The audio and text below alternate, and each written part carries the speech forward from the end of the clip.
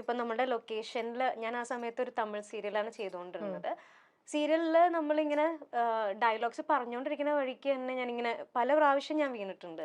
ആണോ? ആ അപ്പം കോൺഷ്യസ്ലിയോ അൺകോൺഷ്യസ്ലിയോ സാധനം സബ് കോൺഷ്യസ് മൈൻഡിൽ ഇങ്ങനെ കിടക്കാണ്. ആ മൈൻഡിൽ അത് നമ്മൾ അതിന്ന് പുറത്തേക്ക് വരാനായിട്ട് ഇത്തിരി ടഫാണ്. നമ്മൾ ഒരിക്കലും അതായത് നമ്മൾ അങ്ങനെ ഒരു ഇപ്പൊ നമ്മൾ എല്ലാവരും കല്യാണം കഴിക്കുന്നത് ഇങ്ങനെ ആവുന്ന ഒട്ടും പ്രതീക്ഷിച്ചിട്ടില്ല. പ്രത്യേകിച്ച് എന്നെ പോലത്തെ ഒരു കുട്ടീനെ തീരെ പ്രതീക്ഷിച്ചിട്ടില്ല. ഞാൻ ഭയങ്കര ഒരു ഹോംലി ആയിട്ടുള്ള ഒരു കുട്ടിയാ. എന്നെ വളർത്തിയത് അപ്പാപ്പൻ അമ്മാമ്മ. അപ്പൊ അവരുടെ കുറെ കാര്യങ്ങളും അവരുടെ ആ ചട്ടക്കൂടി കിടന്ന് വളർന്ന ഒരു കുട്ടിയാ ഞാൻ. ചിന്തിച്ചിട്ട് പോലും ഇല്ല ഇങ്ങനത്തെ ഒരു കാര്യമോ അല്ലെങ്കിൽ ഇങ്ങനെ ഒരു സിറ്റുവേഷൻ ലൈഫിൽ ഫേസ് ചെയ്യേണ്ടി വരും എന്നൊന്നും ചിന്തിച്ചിട്ടില്ല. അപ്പൊ അത് ഫേസ് ചെയ്യേണ്ടി വരുമ്പോ ഡെഫിനറ്റ്ലി അത് ഭയങ്കര ടഫായിരുന്നു. ഭയങ്കര ടഫായിരുന്നു മീൻസ് അത് അമ്മയാണ് എന്റെ കൂടെ നിന്ന് ഫുൾ ആ സ്റ്റേജ് ഫുള്ള് കണ്ടിട്ടുള്ളത്. ഈ അമ്മയുടെ ഞാൻ നേരത്തെ ഇന്റർവ്യൂ ഒക്കെ കണ്ടിട്ടുണ്ട്. ചെറുപ്പത്തിൽ വളർത്തിയത് ഫുൾ അമ്മാമ്മ അപ്പാപ്പ അങ്ങനെയായിരുന്നു എന്ന് പറഞ്ഞു. ഐ മീൻ ഗ്രാൻഡ് പാരന്റ്സിന്റെ കൂടെ ആയിരുന്നു. അന്നേരം ഈ മമ്മി എവിടെയായിരുന്നു? ഞാൻ എപ്പോഴും സംശയം തോന്നിയിരുന്നല്ലോ അമ്മയ്ക്ക്. അതായത് എനിക്ക് സിംഗിൾ പാരന്റ് ആണ്. അമ്മ മാത്രമേ ഉള്ളൂ. അപ്പൊ അതാ ഞാൻ പറഞ്ഞ ചിലവർക്ക് വീണ് കിടക്കാനുള്ള ഓപ്ഷൻ ഇല്ല ചേച്ചി. അമ്മയ്ക്ക് എന്നെ വളർത്തണം എന്നുള്ള ഒരു വ്യൂ മാത്രം അമ്മയ്ക്ക് ഉണ്ടായിരുന്നുള്ളൂ. അപ്പൊ അമ്മയ്ക്കും അമ്മയുടേതായിട്ടുള്ള കുറെ പ്രശ്നങ്ങളും വിഷമങ്ങളും ഒക്കെ ഉണ്ടായിട്ടുണ്ട്. പക്ഷെ അമ്മ അതിനെ ഫൈറ്റ് ചെയ്തു. ഇപ്പൊ എന്താ പറയാ, തൂണുണ്ടെങ്കിലല്ലേ ചാരാൻ പറ്റൂ. സീരിയസ്ലി അതുപോലെയാണ്. അങ്ങനെയുള്ള ഓപ്ഷൻ ഉണ്ടെങ്കിലല്ലേ നമുക്ക് ചാരാൻ പറ്റുള്ളൂ. അപ്പൊ അമ്മ വളരെ സ്ട്രോങ് ആയിട്ടുള്ള ഒരു ലേഡിയാണ്. അപ്പൊ വെരി സ്ട്രോങ്. ഞാൻ കണ്ടതിൽ വെച്ചിട്ട് ഭയങ്കര സ്ട്രോങ് ആയിട്ടുള്ള ഒരു ലേഡിയാണ്. അപ്പോ മേഘനയുടെ ഒരു എനിക്ക് തോന്നുന്നു അതാണെങ്കിൽ ഒരു റോൾ മോഡൽ എന്ന് പറയുന്നത് തീർച്ചയായിട്ടും അമ്മ തന്നെ ആവണം. അതെ, അമ്മേനെ ആർക്കും തകർക്കാൻ പറ്റില്ല, ഞാൻ എന്നെ ഒഴിച്ച്. Very good. ടച്ച് വിടാതെ. അതുകൊണ്ട് അത് കണ്ട് വളർന്നൊരു കുട്ടിയാ ഞാൻ. So okay. അങ്ങനെയാണെങ്കിൽ മേഘന ഇപ്പം തൊട്ട് മുന്നേ പറഞ്ഞൊരു കാര്യം, ഇത് വേറൊരു കാര്യം കൂടെ കണക്ട് ചെയ്ത് ചോദിക്കാം. മേഘന എപ്പോഴും എല്ലാ കാര്യത്തിലും സീരിയൽ ആണെങ്കിലും ആയിക്കോട്ടെ, അല്ലെങ്കിൽ നേരത്തെ ചെയ്ത അഡ്വർടൈസ്മെന്റ് ആയിക്കോട്ടെ, വർക്കിന്റെ കാര്യത്തിലോ എന്തിൽ പോയി കഴിഞ്ഞാലും എപ്പോഴും ദ ബെസ്റ്റ് വേണമെന്ന് ആഗ്രഹിക്കുന്ന ഒരാളാണ്. എന്ത് ചൂസ് ചെയ്താലും മേഘനയുടെ ഓരോരുത്തരുടെ ഇഷ്ടം ഓരോന്നാണ്. പക്ഷെ മേഘനയുടെ ഇഷ്ടത്തിന് പറ്റിയ ഏറ്റവും ബെസ്റ്റ് എന്ന് മേഘനയ്ക്ക് തോന്നുന്നത് പോയിട്ട് എപ്പോഴും പിക്ക് ചെയ്യാൻ ആഗ്രഹിക്കുന്ന ഒരാളെന്നാണ് എനിക്ക് മനസ്സിലായത്. പക്ഷെ നമ്മുടെ ലൈഫിൽ എവിടേക്കോ നമ്മൾ പിക്ക് ചെയ്യുമ്പോൾ ചില കാര്യങ്ങളിലെല്ലാം തെറ്റ് പറ്റിയേക്കാം. അങ്ങനെ തോന്നിയിട്ടുണ്ടോ? തെറ്റ് പറ്റിയേക്കാം നമ്മുടെ സെലക്ഷനില്, നമ്മുടെ തീരുമാനങ്ങളില്? ഇല്ല ചേച്ചി, നമ്മൾക്ക് ആ സമയത്ത് നമ്മൾക്ക് ദി ബെസ്റ്റ് ആയിരിക്കും നമ്മൾ സെലക്ട് ചെയ്യുക. നമ്മൾക്ക് ഒന്നുമില്ല, നമ്മളുടെ ഏറ്റവും നല്ലൊരു ബെസ്റ്റ് ഫ്രണ്ടിനെ നമ്മൾ സെലക്ട് ചെയ്ത് കൊടുക്കുമ്പോഴത്തേനും നമ്മൾക്ക് ഏറ്റവും ബെസ്റ്റ് അല്ല സെലക്ട് ചെയ്യാം. തീർച്ചയായിട്ടും. അപ്പോൾ നമ്മൾക്ക് സെലക്ട് ചെയ്യുമ്പോൾ അതിലും ബെസ്റ്റ് ആയിട്ടുള്ള കാര്യങ്ങൾ നടക്കണം എന്ന് വിചാരിച്ചിട്ടല്ലേ നമ്മൾ സെലക്ട് ചെയ്യാം. അതൊരിക്കലും തെറ്റെന്ന് ഞാൻ പറയത്തില്ല. ഇപ്പൊ ഈ ഇരിക്കുന്ന മേഘ്ന എന്ന് പറയുന്നത് അതിൽ കൂടെ ഒക്കെ കടന്നു വന്ന ആ ഒരു അതെ, മേ ബി അങ്ങനെ ഒന്നും അറിയാണ്ട് നിന്നിരുന്നെങ്കിൽ ചിലപ്പോ അങ്ങനെ തന്നെ ഞാൻ പോയേനെ. അപ്പം എല്ലാം ഒന്നെങ്കിൽ ഒരു ലെസൺ ആയിരിക്കാം, അതല്ലെങ്കിൽ ഒരു മൊമെന്റ് ആയിരിക്കാം, അല്ലെങ്കിൽ ഒരു മെമ്മറി ആയിരിക്കാം. എന്തുവാണെങ്കിലും അത് ലൈഫിന്റെ ഒരു പാർട്ടല്ലേ ചേച്ചി. അതിനെനിക്ക് മിസ്റ്റേക്ക് എന്ന് പറയാൻ പറ്റില്ല.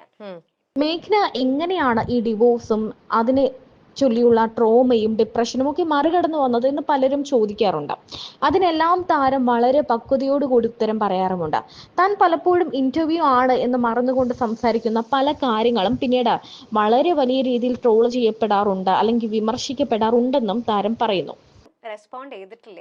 അതാ ഞാൻ ചോദിക്കണം. ഇങ്ങനെ നമ്മൾ തെന്നിമാറി പോവാതെ നിങ്ങളുടെ ഇടയിലുള്ള പ്രശ്നങ്ങൾ അത് നിങ്ങൾക്ക് മാത്രമേ മനസ്സിലാവുള്ളൂ അല്ലെ. മറ്റുള്ളവരുടെ അടുത്ത് പറയുമ്പോൾ എനിക്ക് ശരിയെന്നോ തോന്നുന്നത് ഒരിക്കലും മേഘനയ്ക്ക് ശരിയായിരിക്കില്ല.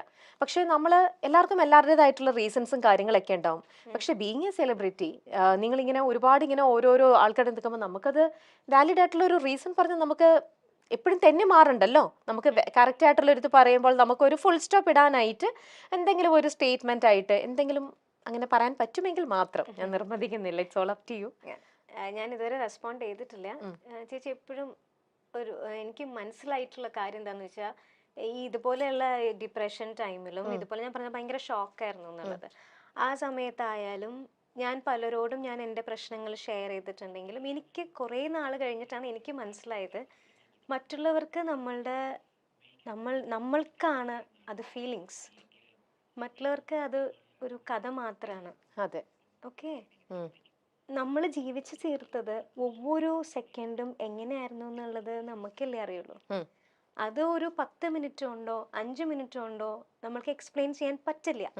ഇൻ കേസ് അത് എക്സ്പ്ലെയിൻ ചെയ്താൽ പോലും അതൊരു 10% പോലും അത് മനസ്സിലാവില്ല. ഞാൻ പറയുന്നത് എന്താന്ന് മനസ്സിലാവില്ല. Okay, so I decide not to respond. Okay. വളരെ കൊട്ടിഘോഷിച്ച വിവാഹമായിരുന്നു ഡിംപിളിന്റേതും മേഘ്നയുടേതും. ഇരുവരും സുഹൃത്തുക്കളായതുകൊണ്ട് തന്നെ ഡിംപിളിന്റെ സഹോദരനെ മേഘ്നയ്ക്ക് വേണ്ടി ആലോചിക്കാൻ ഡിംപിളിന് ഒരു മടിയും ഉണ്ടായില്ല. എന്നാൽ പിന്നീട് ഈ വിവാഹബന്ധം വളരെ വലിയ രീതിയിൽ വിവാദമാവുകയും ചർച്ചയാവുകയും വിവാഹബന്ധം വേർപെടുകയും ഒക്കെ ചെയ്തു. അങ്ങോട്ടും ഇങ്ങോട്ടും പല രീതിയിലുള്ള കഥകളൊക്കെ ഉണ്ടായി. എന്നാലും അതിനെല്ലാം മറികടന്ന് പിന്നെയും അഭിനയത്തിലേക്ക് വന്ന് ആ ഡിപ്രഷൻ എല്ലാം കൈകാര്യം ചെയ്യുകയായിരുന്നു മേഘ്ന. എത്ര വർഷമായെന്ന് ചോദിച്ചു കഴിഞ്ഞാൽ കുഞ്ഞുനാള് മുതല് അമ്മ ഇതിലുണ്ടോണ്ട് അന്ന് മുതല് ഞാൻ അമ്മയുടെ കൂടെ ഒരു സീരിയലിന്റെ ഷൂട്ട്, അമ്മ ആ സമയത്ത് സീരിയൽ ചെയ്തോണ്ടിരിക്കുക, സീരിയലിന്റെ ഷൂട്ടിന് ചുമ്മാ പോയതാ കൂടെ. അങ്ങനെ ഉണ്ടായ ഒരു അങ്ങനെ വന്ന ഒരു ഓപ്പർച്യൂണിറ്റിയാണ്, അങ്ങനെ വന്നതാണ് ഒരു പോപ്പിക്കുരയുടെ ആഡ്. ഓക്കെ. ആഡ് അങ്ങനെ ഞാൻ സ്റ്റാർട്ട് ചെയ്ത 5ാമത്തെ വയസ്സിൽ. മേഘ്നേനെ ഇങ്ങനെ എല്ലാവരും സ്നേഹിക്കുന്ന ഇത്രയും ലെവലിലേക്ക് എത്തിച്ച അമൃതയെ കുറിച്ച് പറയാം. അമൃത ഏകദേശം എത്രത്തോളം എപ്പിസോഡുകളാ ചെയ്തത് ചന്ദനമഴ അമൃതയായിട്ട്? ചന്ദനമഴ ഓൾമോസ്റ്റ് 1000 എപ്പിസോഡിന്റെ അകത്ത് ചെയ്തിട്ടുണ്ട്. ഏറ്റവും കൂടുതൽ ചെയ്തതും ആ സീരിയൽ തന്നെയാണോ? ദിവസങ്ങൾ ഷൂട്ട് ചെയ്തതും? സത്യം പറഞ്ഞ ചന്ദനമഴ ചെയ്യുന്നതിന്റെ സമയത്ത് അതിന്റെ തന്നെ തമിഴും ചെയ്തോണ്ടിരിക്കുവായിരുന്നു. അതെ. അപ്പൊ 15 ദിവസം ഞാൻ ട്രിവാൻഡ്രത്ത് മലയാളത്തിൽ ചെയ്യും, അതിന്റെ തന്നെ തമിഴും സെയിം ക്യാരക്ടർ ചെയ്യും. തമിഴില് അതിന്റെ പേര് എങ്ങനെയാ? സീത. ചന്ദനമഴയ്ക്ക് പകരം ദൈവം തந்த വീട്. ദൈവം തந்த വീട്. ഇവിടെ അമൃത, അവിടെ സീത. അപ്പോ കണ്ടിന്യൂസ് ആയിട്ട് ഒരു 4.5 years ഞാൻ ആ ക്യാരക്ടറായിട്ട് തന്നെയാണ്. ഒരു 30 ദിവസം, ഒരു വർഷത്തിൽ ഒരു 365 ദിവസം ഉണ്ടെങ്കിൽ ഒരു 360 ദിവസവും ഞാൻ സത്യം പറഞ്ഞു കഴിഞ്ഞാല് അമൃതയായിട്ട് ആ ഒരു ക്യാരക്ടറായിട്ട് ജീവിച്ചിട്ടുള്ളത് കൊണ്ട് തന്നെ ഭയങ്കര അറ്റാച്ച്ഡ് ആ ക്യാരക്ടറിന്റെ അടുത്ത്.